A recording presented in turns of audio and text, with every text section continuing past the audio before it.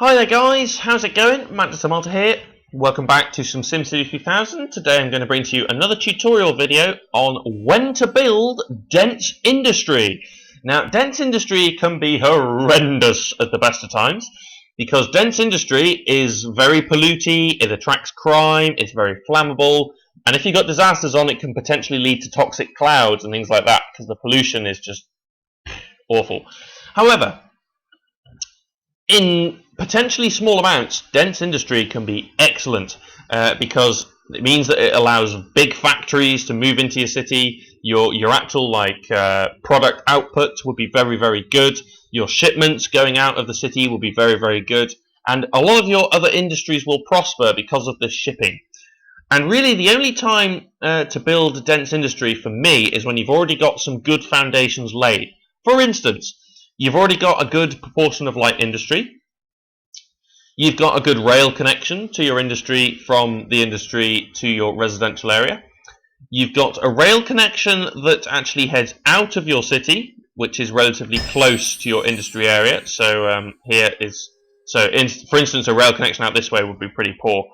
So a good close rail connection out of your city, possibly even more than one, would be very, very helpful because it means that more gets shipped in and out, which is very, very good. You've got a seaport, which is pretty handy because it means that they can ship out a lot faster. They have the option of the seaport, they have the option of the rail, and pretty much also that you've got a very good downtown area with lots of tall buildings, things like that. And when you've got your city centre point set up is also a good time because there's a lot of people in your city and they all want jobs, and a big dense industry will employ a lot of people. And pretty much you can see that here with the industry demand is massively, massively high. So this is pretty much the point where you want to build your dense industries. Now, a good way of going about it actually is to go ahead and destroy some of your existing light industry to make way for this dense industry, because otherwise you're just spreading out too much and eventually it's not going to work very well. So you probably want to destroy some of your older light industries. For instance, like here, let's just go ahead and destroy that. I'll go ahead and run a road along the back. Yeah, fine. Just connect up over there. Provide some road connections as well. Always good. Gives them the chance to use the roads and things like that. Gives them the options. I'm just going to go ahead and dezone a bunch of this over here.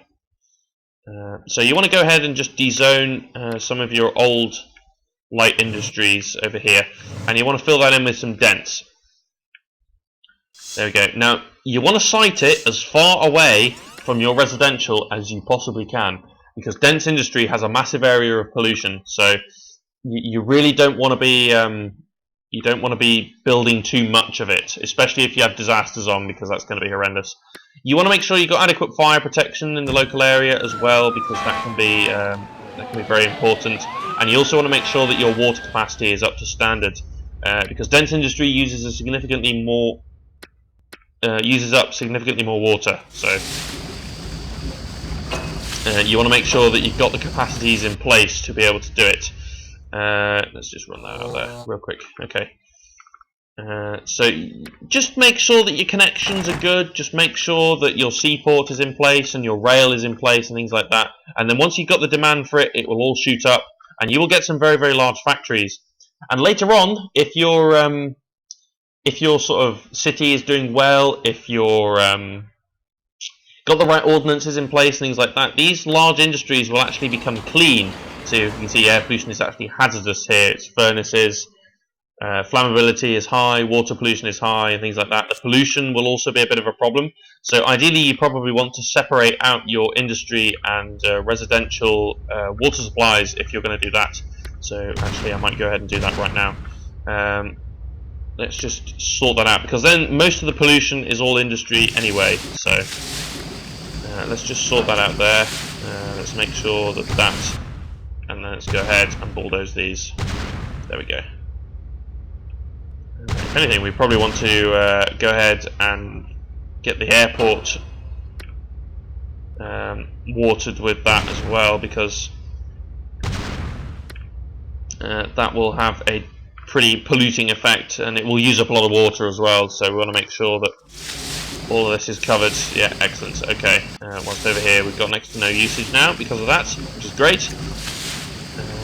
I'm probably just going to provide an access road over here to the industry area. There we go.